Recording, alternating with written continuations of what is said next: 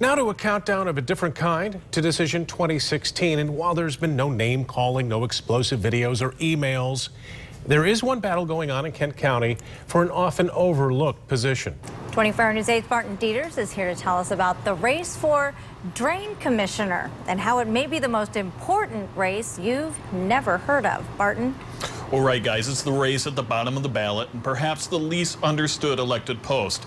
But in an election that has been soaked with drama, even the Drain Commission race is heating up in the waning days before November 8th. Drain Commissioner is a title that goes back to the earliest days of Michigan's statehood. Michigan could not have become the industrial state it became without drains. It's not just about managing water, but there's an environmental component to this job that is very rarely understood. While the yard signs might be overlooked in the clutter popping up on lawns, it was hard to ignore the 15 billboards that were unveiled last week touting Ken Yonker for Drain Commission. In this year's race, we have two candidates who see the job starkly different. A difference that extends even to what the job should be called.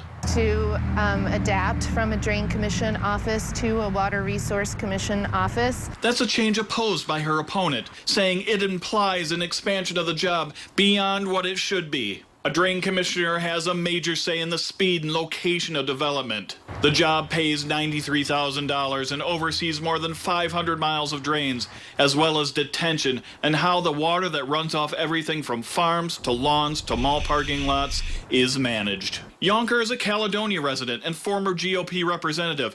He believes the job and its power to assess taxes without oversight should be controlled and curtailed and should not drift into the areas overseen by the DEQ. The main focus of the Drain Commissioner is to make sure that water is moving. We don't need the Drain Commission to become another DEQ. Our DEQ does a good job.